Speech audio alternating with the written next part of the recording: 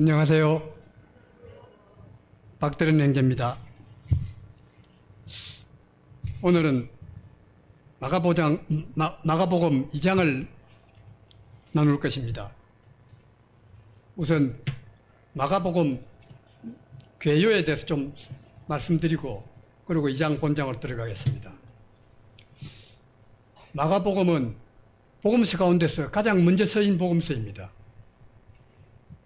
누가복음이나 마태복음이 그것을 쓴 저자들은 마가복음에 대해서 당시에 알았던 것 같고 그 마가복음이 쓰인 내용들을 누가나 마태복음에서 많이 사용하고 있습니다. 그리고 기록 연대는 주후 AD 60년에서 70년 사이에 쓰인 것으로 추정됩니다. 이때가 어떤 때인가 우리가 좀 살펴봐야 되는데, 이때가 예수님이 죽으신 이후 30년 만에 쓰였던 것입니다. 이렇게 되면 그때가 바울과 베드로의 죽음 무간에 쓰인 것이 됩니다. 바울과 베드로는 주 64년경에 순교했다고 추정이 됩니다.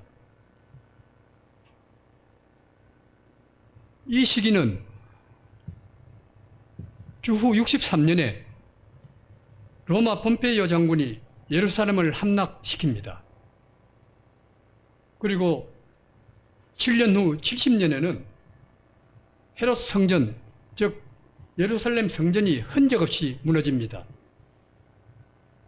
그러므로 이스라엘은 로마의 세금을 바치고 국가로서의 자유를 상실하게 되었던 때입니다. 이때에 마가복음이 기록되었다고 추정이 됩니다.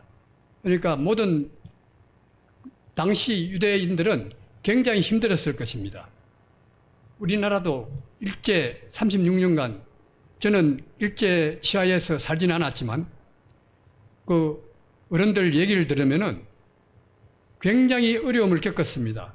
사실 그 당시에 뭐 글을 못 배운 어른들도 그에 대한 일제의 침략, 핍박을 받은 것을 얘기를 하고 있습니다.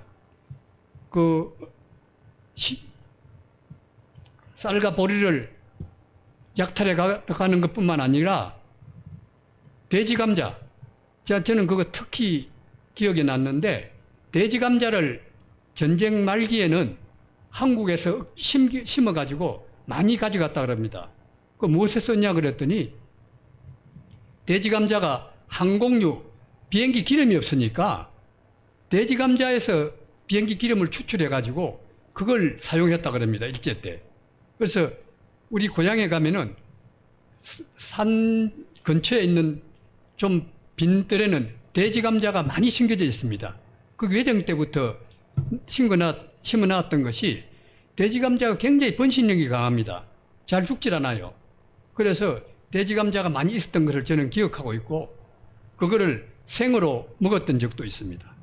그런 우리가 일제 침략을 당했던 때와 같이 이스라엘도 그런 시기에 이 마가복음이 쓰였습니다. 이 마가복음을 기록한 마가는 바울과 바나바 그리고 베드로와 함께 일한 젊은 동역자였습니다. 마가는 예수님 당시에 너무 어려서 예수님을 따르는 제자가 될 수 없었다고 합니다. 예루살렘에 있었던 그 교회가 마가의 어머니 집에서 모였다면 최후의 만찬이 아마 그 어머니 집에서 열렸을 가능성이 있습니다.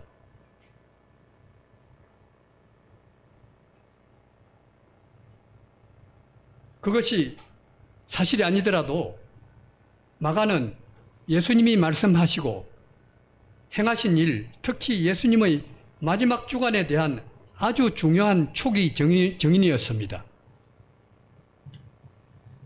마가는 베드로와 바울과 많은 교제를 나눴습니다. 사도행전 15장하고 13장에 보면은 바울과 바나바의 1차 전도 여행에 동행을 했고 밤빌리아의 버가에서 중도 포기하고 돌아갑니다. 돌아갔던 그 마가로 베드로의 동역자였고 통역관이었습니다.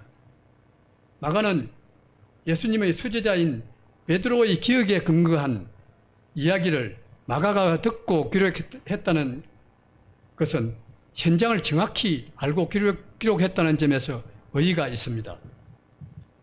베드로의 관계에 대해서 좀 살펴보겠습니다.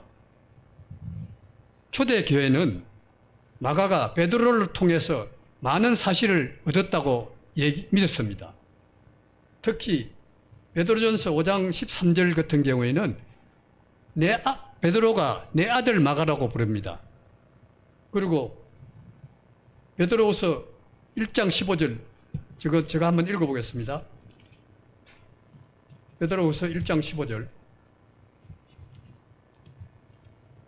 내가 힘써 너희로 하여금 내가 떠난 후에라도 어느 때나 이런 것을 생각나게 하려 하노라. 이 말씀은 베드로가 적은 글인데 베드로가 자신이 죽기 전에 그리스도 예수에 대한 기억을 영구히 기억해 놓으려는 의도가 있었음을 알 수 있습니다. 그 기록이 마가복음이라고 추정을 하고 있습니다. 확실히 이 복음서에서 많은 부분들이 베드로의 개인적인 기록이라고 할 수 있습니다. 우리 마가복음 1장 29절을 보면은 회당에서 나와 곧 야고보와 요한과 함께 시몬과 안드레의 집에 들어가시니라. 여기 시몬과 안드레의 집, 시몬 베드로입니다. 예수님이 베드로의 집에 사역 공생의 기간 동안에 아마 자주 드나드셨던 것 같습니다. 그래서 우리 12제자 집에 들어가셨다는 얘기는 베드로 집밖에 저는 보지 못했습니다. 베드로 장모 열병을 고치셨고, 그래서 베드로에 대한 얘기를 듣고 마가가 기록했다. 그런 점에서 베드로의 관계는 상당히 깊은 관계에 있었고,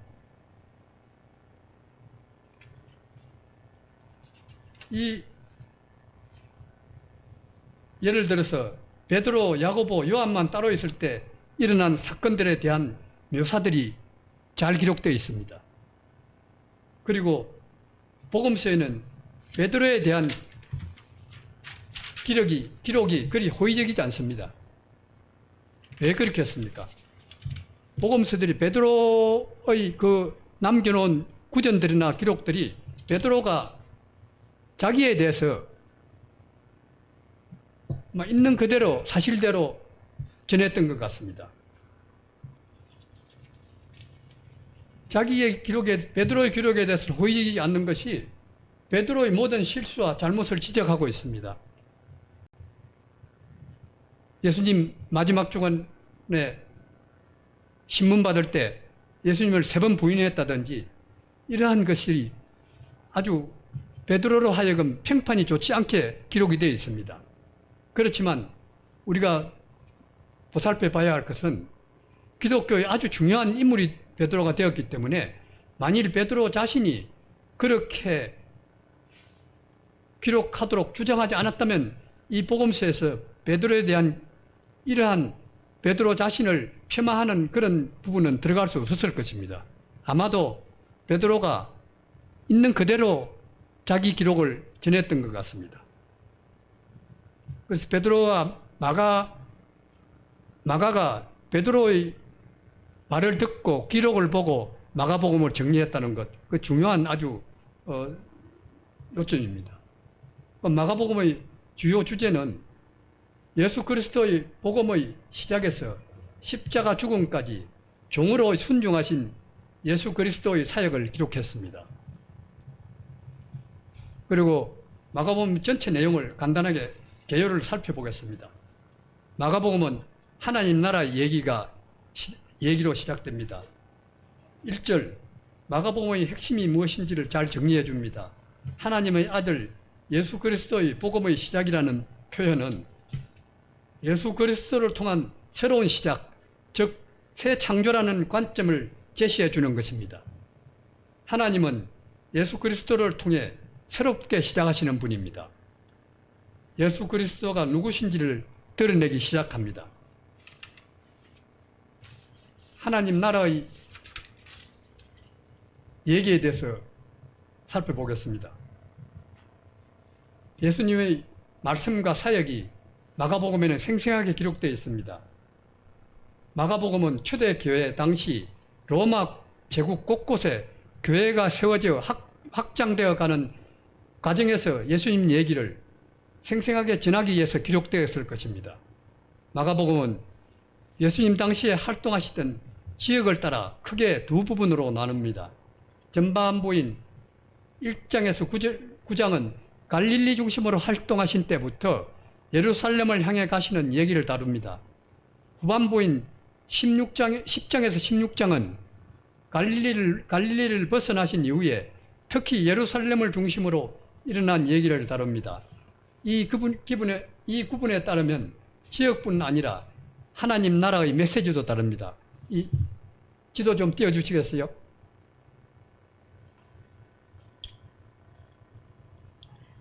잘 보입니까?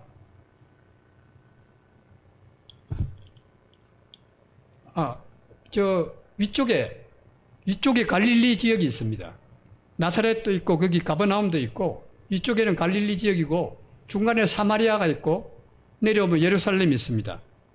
이 마가복음 사역했던 당시 지역을 지도로 표시해 놨는데요. 이 갈릴리라는 곳은 예수님의 고향일 뿐더러 12제자 중에서 11제자가 갈릴리 출신이라 그럽니다. 가롯 유다만 남부 출신이고 11제자는 전부 갈릴리 출신이래요. 그래서 그 옆에 갈릴리 성경에는 바다라는 얘기도 나오는데 갈릴리 호수를 얘기합니다. 갈릴리 호수고 거기를 지나서 사마리아 지나면 예루살렘이 남쪽에 있죠. 그 지역이 예수님이 마가복음에 나오는 사역했던 지도입니다. 이거를 기억하면서 하나하나 살펴보겠습니다. 갈릴리에서 사역했던 예수님과 예루살렘에서 사역하셨던 예수님에 대해서 살펴보겠습니다. 갈릴리에서의 예수님, 메시지는 하나님 나라 백성이 되라는 말입니다. 마가복음은 하나님의 아들 그리스도의 복음의 시작이라고 시작됩니다. 예수님이 이 땅에 오심으로 복음이 시작되었음을 명백히 밝힙니다. 공생애를 시작하신 예수님의 첫 말씀은 때가 찼고 하나님 나라가 가까웠으니 회개하고 복음을 믿어라는 말에서 보듯이 하나님 나라는 복음과 떼려야 뗄 수 없는 관계입니다. 하나님 나라는 예수님이 전하신 메시지의 중심이고 복음은 그것을 각 개인에게 실현시키는데 반드시 필요한 통로입니다. 공생의 기간 동안에 예수님은 하나님 나라를 전파하기를 쉬지 않으셨습니다. 말씀으로만 전파하신 것이 아니라 기적을 행하시고 귀신을 내쫓으시고 병자들을 치료하시는 일을 통해서도 하나님 나라를 보여주십니다. 예수님이 하나님 나라를 전파하신 이유는 분명합니다. 하나님 나라를 듣고 본 사람들을 그 나라로 초청하기 위해서입니다. 이러한 초청에 응답해 처음 결단한 사람들이 제자들입니다. 그들은 예수님의 초청에 지체하지 않고 응답합니다. 심지어 그들은 가치 있게 여기던 모든 것을 버리고 예수님을 따릅니다. 이는 마치 하나님 나라로 초대받을 때 조금도 머뭇거려서는 안 됨을 보여주는 듯합니다. 그리고 그들은 예수님과 함께 지내며 그분의 말씀과 행함을 통해서 하나님 나라 백성이 되는 길을 배웁니다. 제자들은 하나님 나라의 초청에 응답했다고 해서 그들이 저절로 하나님 나라에 합당한 모습을 갖추지는 못했습니다. 귀로 듣고 눈으로 보기는 했으나 어설펐습니다. 믿음이 작은 자들이었습니다. 깨닫지 못하는 자들이었습니다. 때로는 예수님을 부인하는 자였습니다. 그런 결단과 응답 외에도 무언가가 더 필요한 게 있었던 것입니다.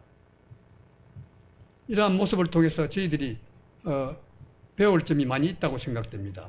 그 다음 예루살렘에서의 예수님에 대해 살펴보겠습니다. 예루살렘에서의 예수님의 메시지는 하나님 나라 백성답게 살라는 메시지입니다. 즉 예수님의 부르심에 응답한 사람은 하나님 나라다운 삶을 치열하게 살아내야 한다는 말씀입니다. 예수님과 함께 예루살렘으로 올라간 제자들은 3년을 그분과 함께 지내면서 많은 것을 듣고 보고 배웠습니다. 그럼에도 불구하고 그들은 더 좋은 자리를 찾아야겠다고 다투었고 한시도 깨어있지 못했으며 예수님이 로마 병사에게 잡히는 순간에 도망가 버렸습니다. 베드로 역시 호언장담했으나 예수님을 3번이나 부인했고 하나님 나라 백성으로 살아가는 것이 생각처럼 간단한 일은 아니었던 것입니다. 이런 말씀을 통해서 우리가 배워야 할 점들이 있습니다. 예수님은 누구든지 나를 따라오려거든 자기를 부인하고 자기 십자가를 지고 나를 따를 것이니라고 8장에서 말씀하고 있습니다. 예수님 스스로 자기 목숨을 많은 사람의 대속물로 내어주셨던 것처럼 그분을 따르기를 원하는 사람도 그러한 삶을 살아야 한다고 말씀하십니다. 높아지기를 좋아하는 이 세상에서 도리어 낮아져야 한다고 말씀하십니다. 시험이 있을 것이기에 항상 깨어 기도해야 된다고 말씀하십니다. 그것만 아닙니다. 하나님 나라 백성으로 이 세상에서 감당해야 할 만민에게 복음을 전파할 사명이 있습니다. 성경을 읽으면서 복음서를 읽으면서 이러한 것들을 저희들이 깨닫고 많이 배워야 할 것입니다. 지금 우리가 하나님 나라 백성으로 이 세상에 산다는 것은 이 같은 요구에 응답하는 것입니다. 말로만 응답하는 것이 아니라 자기를 부인하라는 그 말씀 앞에 깊이 고민하고 결단해야 합니다. 아무런 생각이나 고민 없이 그저 습관적으로 그리고 다 편하게 신앙생활을 하려 하는 이들이 늘어가고 있는 이때에 하나님 나라 백성으로 살아가고자 하는 우리는 일찍이 예수님이 본인을 보이신 것처럼 얼마 후 제자들이 그대로 따랐던 것처럼 자신에게 요구되는 십자가의 삶을 치열하게 살아낼 수 있어야 합니다. 우리 모두 이런 삶을 살고 있는지 되돌아봐야 할 것입니다. 그 다음 마가복음에 좀 특색이 있는데요. 마가복음은 독자들을 놀라게 하는 그런 말씀도 있습니다. 다른 복음서에는 기록되어 있는데 마가복음에만 기록되지 않는 내용들이 있습니다. 그 내용 중에 첫 번째는 마가복음에는 크리스마스에 대한 기록이 없습니다. 예수님의 탄생이나 유아 시절에 관해 아무런 언급도 하지 않습니다. 그 다음 두 번째, 그는 산에서도 설교하지 않으십니다. 세 번째, 제자들에게 팔복이나 한금률을 가르치지 않습니다. 주 기도문도 가르치지 않습니다. 또 그는 또한 사마리아인의 얘기도 집 나간 탕자에 관한 얘기도 하지 않습니다. 죽은 나사로를 살리신 내용도 언급되지 않습니다. 이와 같이 마가복음에는 예수님에 관해 우리가 잘 알고 있는 많은 얘기와 가르침들이 빠져 있습니다.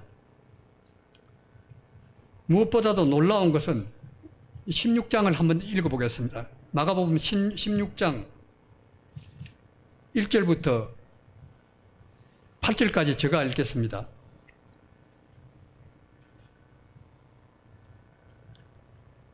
안식일이 지나매 막달라 마리아와 야고보의 어머니 마리아와 또 살로메가 가서 예수께 바르기 위하여 향품을 사다 두었다가 안식 후 첫날 매우 일찍이 해 돋을 때 그 무덤으로 가며 서로 말하되 누가 우리를 위하여 무덤에서 돌을 굴려주리요 하더니 눈을 들어본 적 벌써 돌이 굴려져 있는데 그 그 돌이 힘이 크더라. 무덤에 들어가서 흰옷을 입은 한 청년이 우편에 앉아 있는 것을 보고 놀라매 청년이 이르되 놀라지 말라. 너희가 십자가에 못 박히신 나사렛 예수를 찾는구나. 그가 살아나셨고 여기 계시지 아니하니라. 보라, 그를 두었던 곳이라. 가서 그의 제자들과 베드로에게 이르기를 예수께서 너희보다 먼저 갈릴리로 가시나니 전에 너희에게 말씀하신 대로 너희가 거기서 배우리라 하라 하는지라. 제자들이 몹시 놀라 떨며 나와 무덤에서 도망하고 무서워하여 아무에게 아무 말도 하지 못하더라. 이 16장 내용은 예수님의 무덤을 찾아간 여인들이 한 청년으로부터 그가 살아나셨다는 것과 제자들에게 가서 이 사실을 알리라는 말을 듣습니다. 이어서 마가는 제자들이 심히 놀라 떨며 나와 무덤에서 도망하고 무서워 아무에게도 말하지 못하더라고 전합니다. 이 한 청년을 마가라고 보는 사람들도 있습니다. 마가 자신이 이 한 청년이라는 그런 말이죠. 이 말을 한 후에 무슨 일이 일어났을까요? 여기 찾아간 여자들은 과연 제자들에게 그 청년이 한 말을 전했을까요?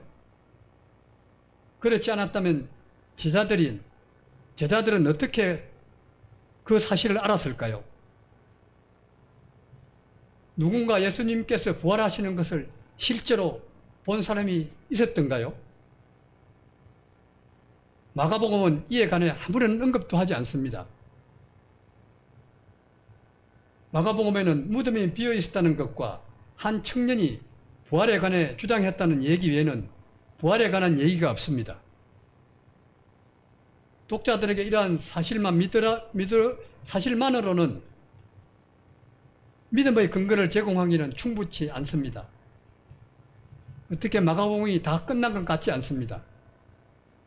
다른 복음서에는 부활에 관한 기록들이 예수님이 나가서 갈릴리로 가서 물고기 잡던 베드로를 만난 얘기든지 이런 것들이 많이 기록되어 있지만 마가복음에는 그런 기록이 없습니다.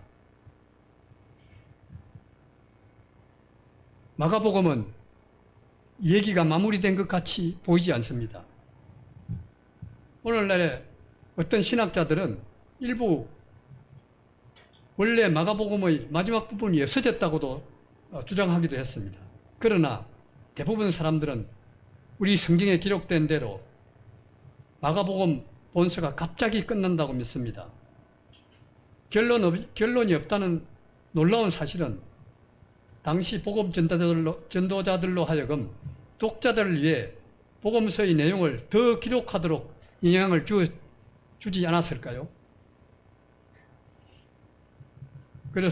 그렇다면 마가복음의 저자인 마가는 독자들로 하여금 스스로 결론을 내리도록 하기 위해 의도적으로 결론을 맺지 않았는지도 모릅니다. 이게 다른 복음서와 다르게 부활에 대해서 자세히 기록되지 않았습니다. 그러면 복음 개괄을 마치고 2장을 살펴보겠습니다. 2장은 네 부분으로 나뉩니다.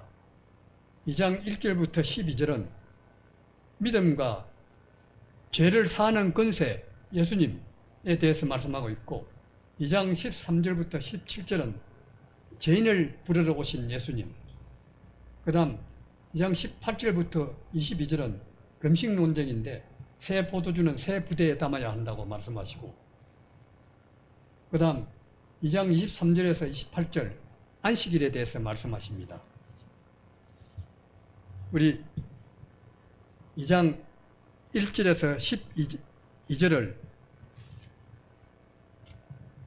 한 절씩 교독하겠습니다. 제가 1절 읽고 성도님들 계속해서 2절, 12절까지 읽겠습니다. 수일 후에 예수께서 가버나움에 들어가시니 집에 계시다는 소문이 들린지라.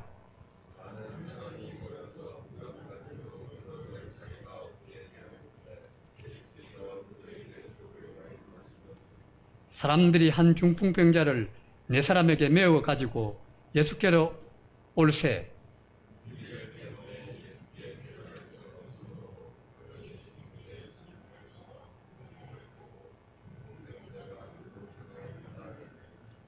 예수께서 그들의 믿음을 보시고 중풍병자에게 이르시되 작은 자야 내 제삼을 받았느니라 하시니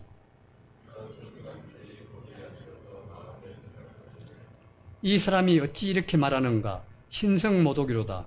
오직 하나님 한 분 외에는 누가 능히 죄를 사하겠느냐.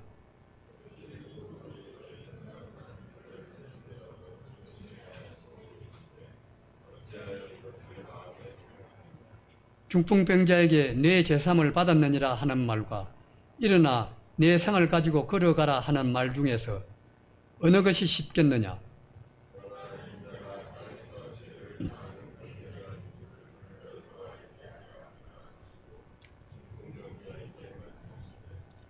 내가 네게 이르노니 일어나 내 상을 가지고 집으로 가라 하시니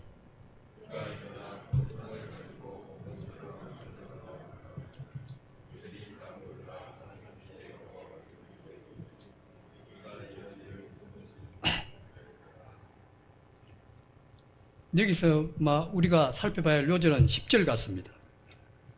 인자가 땅에서 죄를 사하는 권세가 있는 줄을 너희로 알게 하려 하노라.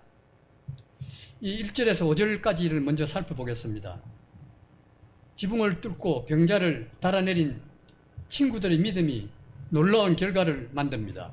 주님께서는 그들의 믿음을 보시고 죄 용서와 병 고침의 은혜를 베푸십니다. 주님을 향한 무조건적인 믿음과 친구를 향한 사랑이 중풍병자를 고통에서 벗어나게 한 것입니다. 예수 그리스도의 사람은 믿음과 더불어 인간에 대한 사랑을 가져야 합니다. 여기서 중요한 점은 중풍병이라는 육체의 병이 아니라 예수님의 제사함의 권세에 있습니다. 자신에게 죄를 사하는 권세가 있다는 예수님의 주장은 중풍병자를 치료하실 뿐만 아니라 중풍병자를 치료하실 뿐만 아닙니다.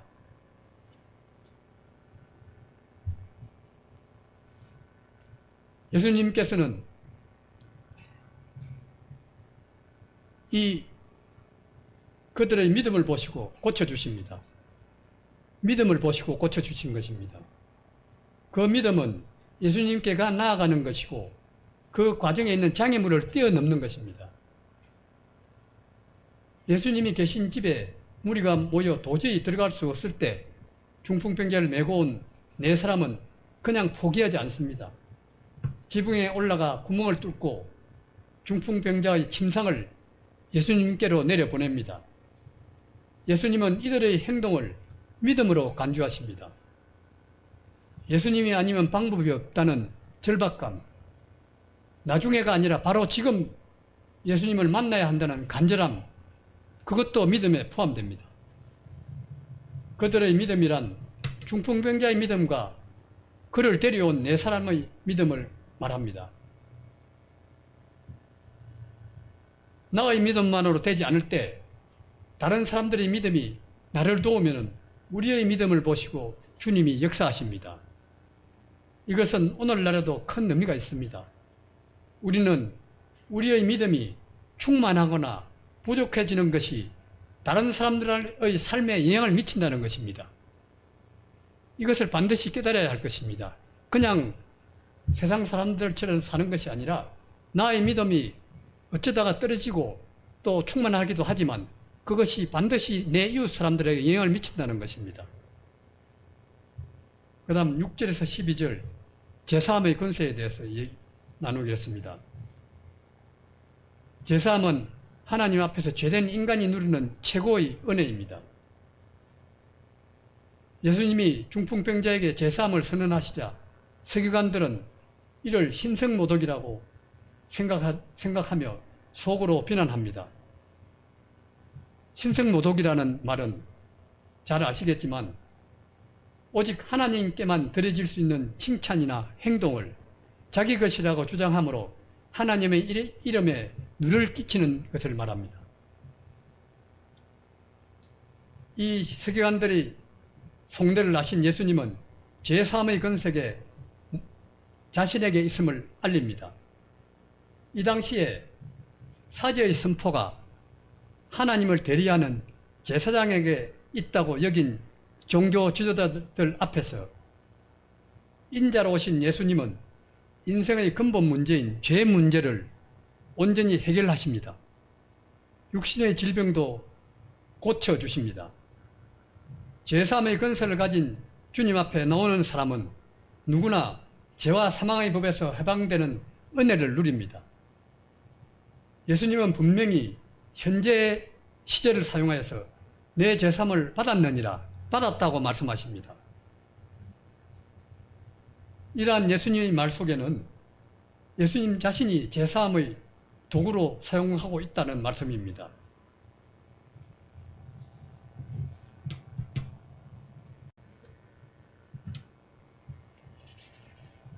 우리가 힘들고 어려울 때 이런 말씀을 통해서 예수님 앞에 기도하고 나아가야 병도 고쳐지고 우선 제사함의 은혜를 누릴 수 있을 것입니다. 그 다음 13절에서 17절 제가 읽겠습니다.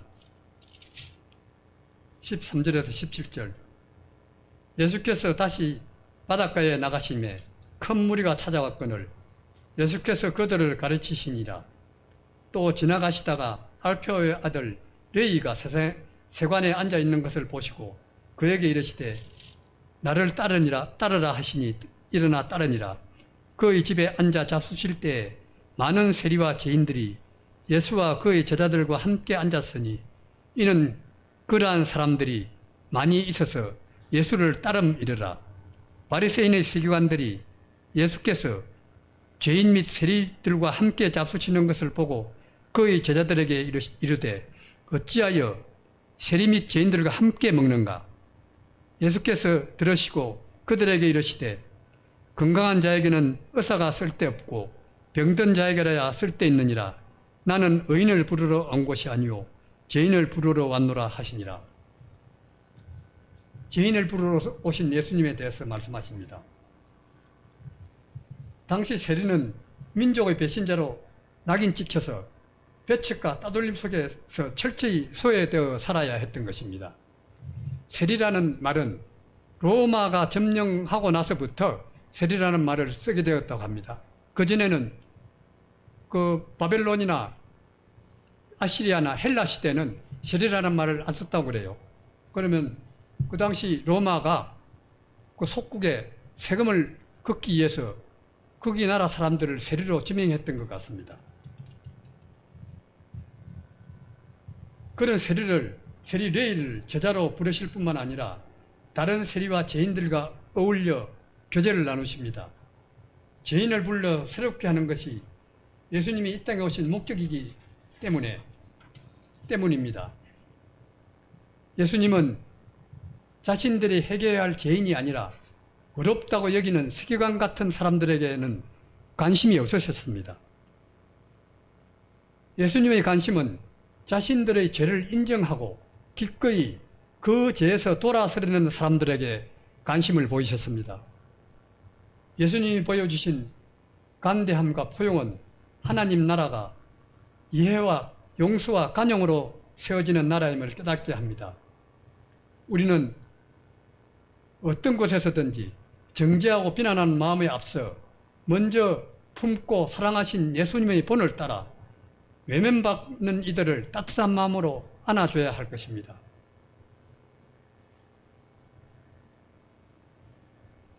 예수님께서는 세리마트를 불러서 자신의 가장 가까운 제자가 되게 하셨습니다. 이게 세리 레이를 맡으라 그럽니다. 보통 친구들은 그 당시 기록한 것들을 보면은 친구들은 맡으라 불렀다고 합니다. 공식적인 이름은 레이 마트인데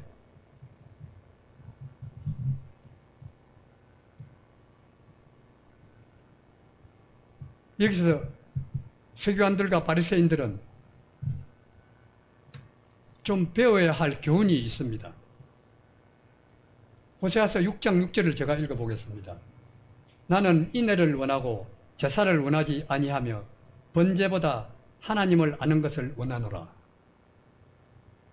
이 구절의 말씀은 제사를 무시하는 것이 아니라 가난한 사람들을 올바로 대접하는 것을 그보다 더 높이 평가하는 말 것입니다. 여기서 말하는 제사는 그 당시 바리새인들이 준수하고 있는 아무 의미가 없는 공허한 모든 종교적 행동과 의식을 가리킵니다. 그러나 하나님을 위한 마음, 특히 사랑과 자비와 긍휼의 마음이 함께하는 의로운 행위는 하나님 앞에서 무엇보다도 중요한 하나님을 위한 마음입니다. 무엇보다도 중요한 의미를 갖습니다. 자비나 긍휼은 가난한 사람들을 향하여 그들의 부족함을 채워주기 위한 행동을 하게 하는 그 마음의 자세를 말합니다.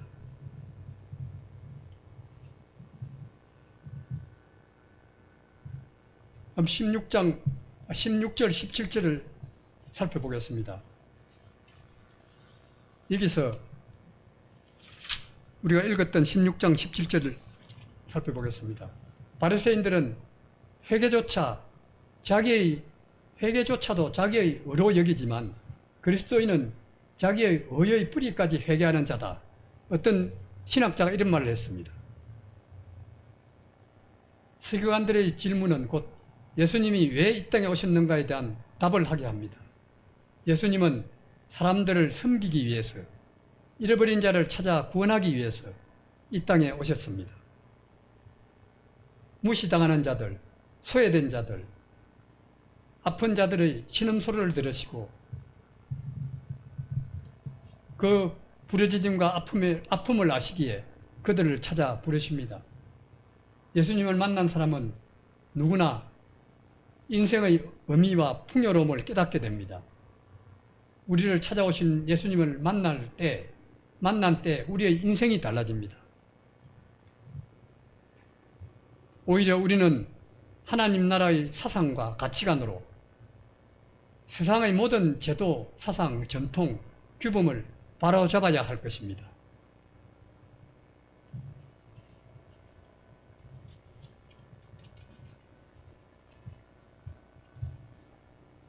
그 다음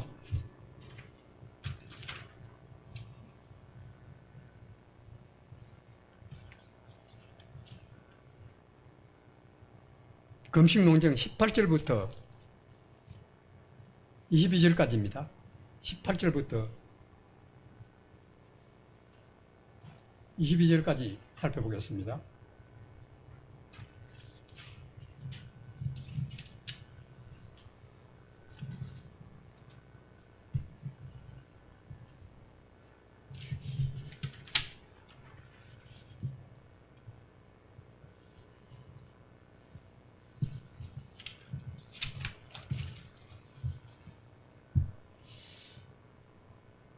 예수님은 옛 제도가 하나님 나라를 담아낼 수 없음을 알리십니다. 예수님은 금식하지 않는 것을 나무라는 이들에게 금식은 적당한 때, 적당한 이유로 해야 한다고 말씀하십니다. 하나님 나라는 결혼잔치처럼 기쁨이 넘치는 나라입니다. 예수님 일행이 세리 및 죄인들과 함께 먹고 마시자 바리새인들이 이를 비방합니다. 회개의 세례를 전하며 주님이 오실 길을 예비했던 세례 요한의 제자들은 회개와 금욕의 의미로 금식을 하고 했습니다. 바리새인들도 일주일에 두 번씩 금식을 했다고 합니다. 그렇게 하면 하나님이 메시아를 빨리 보내주시라고 믿었기 때문이라고 합니다. 금식을 하면은 일주일에 바리새인들은 2번씩 금식했다고 그래요. 물론 금식이 필요할 때도 있습니다. 그러나 예수님이 이 땅에 메시아로 오셔서 제자들과 함께 하시는 때에는 그 기쁨을 누려야 할 것입니다. 여기서 말하는 생배 조각과 새 포도주는 예수님을 통해 도래한 하나님 나라요, 복음이 임한 구원의 시대를 상징하는 것이지요. 반면 낡은 옷과 낡은 가죽 부대는 옛 시대 유대교의 율법주의를 뜻하는 것입니다. 새 것과 옛 것은 공존할 수 없습니다. 죄송합니다.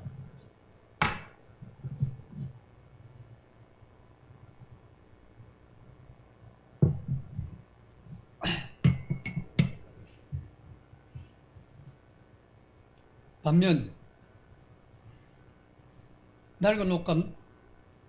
낡은 가죽부들은 유대교의 율법주의를 뜻합니다. 새것 예수님은 옛것을 허물고 새로운 시대를 여시는 분입니다.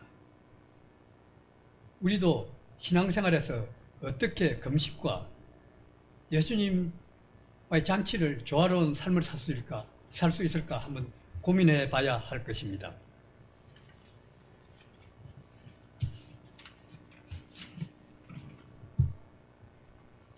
그 다음 23절에서 28절까지 안식일에 관한 얘기입니다.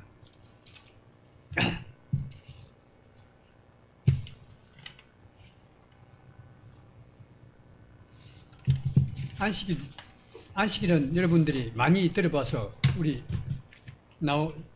많이 성경에서 봤는데 요즘 우리 사정으로는 안식일이 주일과 똑같이 겹치는가 그런 생각도 합니다.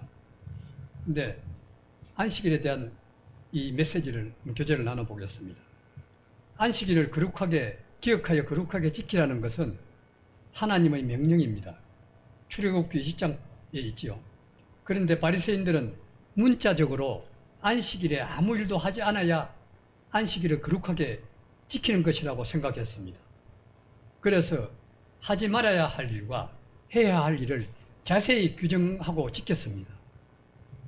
문제는 주객이 뒤바뀌어서 사람이 안식일을 위해 존재하는 것처럼 되었다는 것입니다.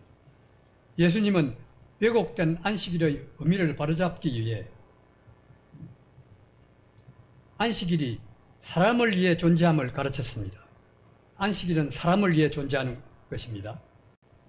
예수님은 안식일의 주인이십니다. 그래서 안식일에 대해 가르칠 권한이 있었습니다.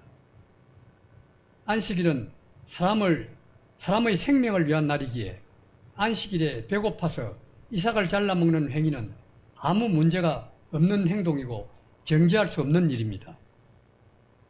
안식일은 은혜의 날입니다. 주님이 손마른 사람을 고쳐주셨듯이 성도는 주님의 날에 선을 행하며 생명을 살려야 할 것입니다. 안식일에 대해서 좀 더 자세히 한번 살펴보겠습니다. 안식일은 이스라엘의 고유 제도입니다. 구약 말씀은 안식일의 핵심을 쉼에 두고 있습니다. 날 자체가 결정적인 것이 아닙니다. 쉼이 결정적인 것입니다. 안식일에 쉬라는 말입니다. 이를 위해 하나님께서도 일로부터 쉬셨습니다. 이윤 추구와 상관없이 그저 쉬었습니다. 쉼을 격상시키고 거룩한 것으로 만드신 것입니다. 잘 쉬기만 해도 하나님을 본받는 삶입니다. 안식의 근본은 쉼, 자유케함에 있는 것입니다.